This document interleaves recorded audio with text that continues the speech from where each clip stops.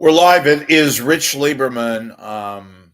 Busy Monday. A lot going on in the world, a lot going on in the national news. I'm sure you know what's taking place, and you don't have to be reminded of that. So, one of my rituals on a Monday, I go get some coffee, get a little bagel, schmooze a little with various people, etc. And I have just out of habit background noise, if you will.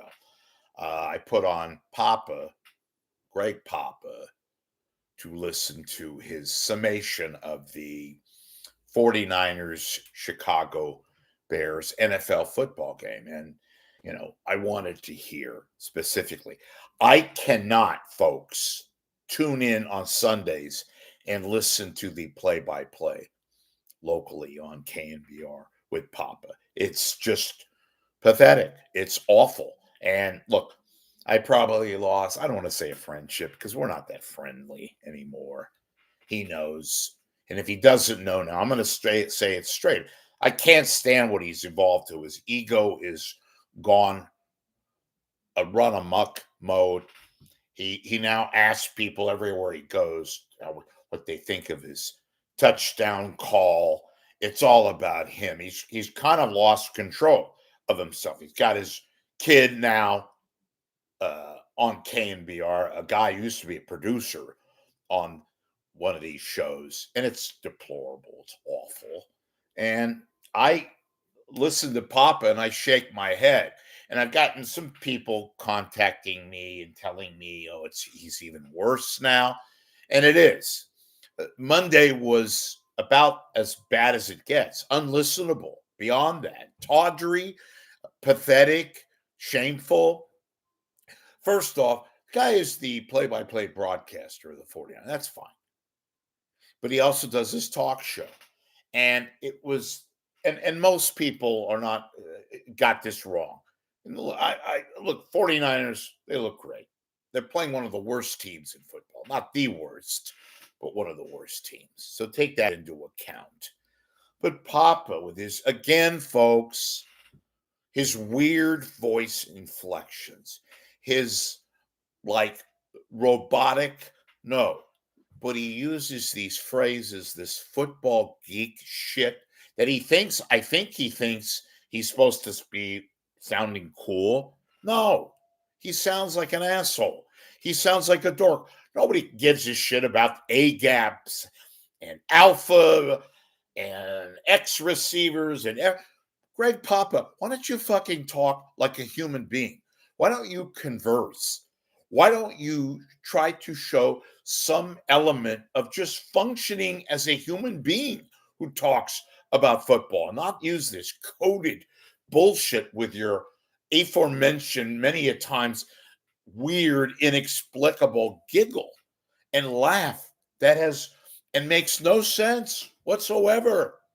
And he's going on and on today. And by the way, not that I want to hear the other moron that does the show, this schmuck daddy's boy of Greg Silver, son of Mike Silver, who got him the job to coexist with Greg Papa, the father of another Papa who got the job with Kopi Copes, who his father got him the job.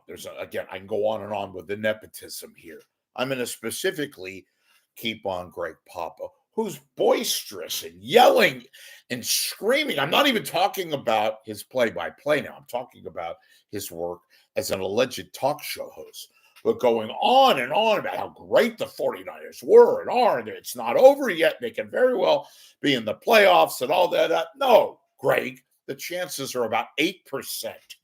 8%, not that's ESPN, and like 4% from some of the various pro football, the pro football sites. But beyond that, let's get away from that. I'm talking here specifically about Papa himself. He's lost control of himself. He uses this fake language and this weird, inexplicable laugh that drives me nuts. I keep thinking he'll get better. He'll blunt it out of his speech, but he doesn't. And even on the play-by-play, which I cannot listen to, I turn the sound down I put on the television, the play-by-play. As somebody mentioned on one of the comments, turn up the sound on your television. Don't put Papa on unless you want to feel frustrated and angry and shake your head. I have no idea what the hell is going on the play-by-radio account with his crazy stunts. Caught! And he screams into the mic. Then the other screaming color commentator named Tim Ryan, he's screaming. These sound like two fanboys. Wait a minute. They are fanboys screaming. But Papa, in his summation, talking about, the 49ers are very much alive. Well, tactically they are. Doesn't mean it's going to happen. And even if they were to make the playoffs, it's still highly unlikely that they would get beyond even to the next round. There are far too many better teams in the NFC, like the Detroit Lions, like probably the Philadelphia Eagles. Hell, two teams in their own division. Maybe Seattle, maybe the Rams, whom they play on Thursday night. Could they catch lightning in a bottle? Of course. Who knows? But that's neither here nor there. With regards to Greg Papa, he talks in these stupid, bizarre codes. Everything is coded with NFL part. He makes up these damn names of people. Everybody is called and uses these cliches and phrases. It is annoying. Why is this guy, I don't want to say he's popular, so popular. Why does he have any ounce of following when he's screaming?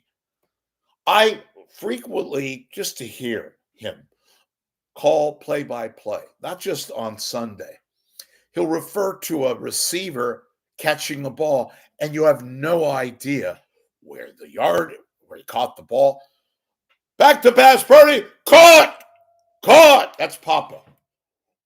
Who caught the ball? Number one. Where is the ball? What yard line is the ball? Yet we hear, caught! And he has this annoying habit.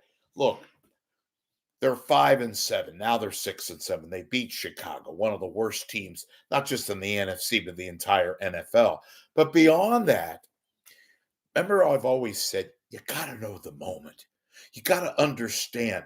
This wasn't even covered. They had like the fourth Fox, which, by the way, they were a lot better. The fourth-tier Fox announcers worked this game. I believe it was Kenny Albert, who's very good, and Jonathan Vilma, who's one of the commentator.